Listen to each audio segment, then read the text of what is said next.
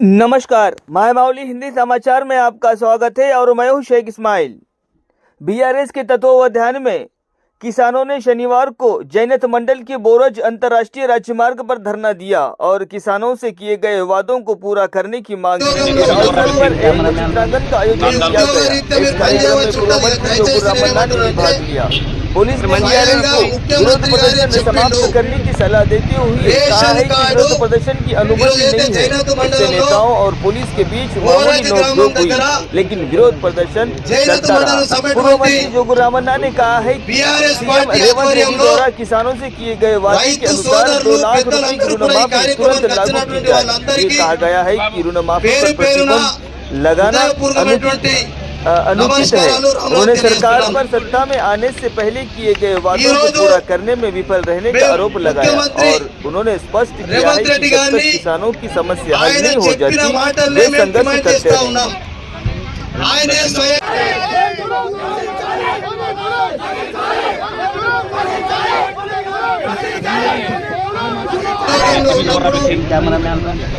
ఉద్యోగరీత్యా మీరు పనిచేయవలసి ఉంటుంది. ఇక దయచేసి నేనేమంటున్నానంటే స్వయంగా ముఖ్యమంత్రి గారే చెప్పిండు, రేషన్ కార్డు ఈరోజు అయితే జైనత్ మండలంలో బోరజ్ గ్రామం దగ్గర జైనత్ మండలం సభటువంటి బిఆర్ఎస్ పార్టీ ఆధ్వర్యంలో రైతు సోదరులు పెద్దలందరూ కూడా ఈ కార్యక్రమానికి వచ్చినటువంటి వాళ్ళందరికీ పేరు పేరున హృదయపూర్వకమైనటువంటి నమస్కారాలు రామరావు తెలియజేస్తున్నాను.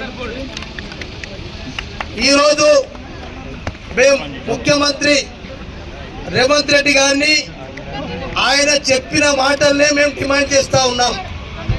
ఆయనే స్వయంగా ఈరోజు ఏదైతే రేషన్ కార్డు ప్రామాణికం కాదు, రేషన్ కార్డు కేవలం కుటుంబం యొక్క నిర్ధారణ కొరకే అని చెప్పి ఆయన స్పష్టంగా చెప్పిండు.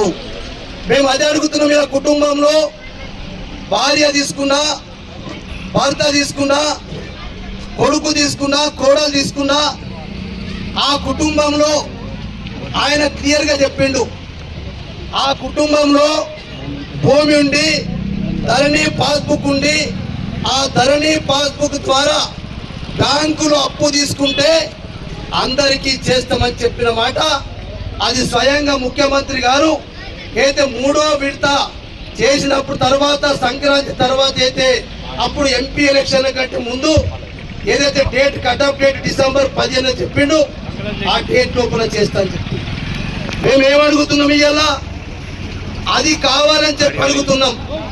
దయచేసి ఇక్కడ ఉన్నటువంటి పోలీస్ సోదరులు కూడా అర్థం చేసుకోవాలా.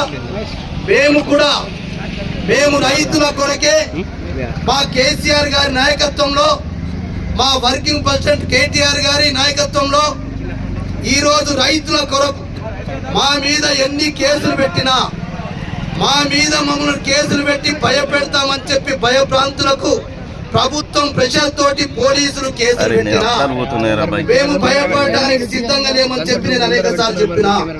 దయచేసి అందుకొరకే ఈ రోజు రేవంత్ రెడ్డి గారిని ఒకటే డిమాండ్ చేస్తున్నాం.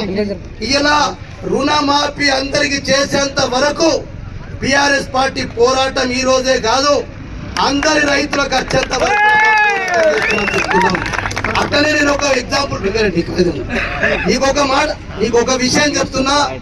అందుకొరకే ఇలా నేను కొన్ని ఉదాహరణలు చెప్తున్నాను. ఇంకా మా రైతులకు తెలవాలా, ఏదైతే మేము ఇప్పటిదాకా 3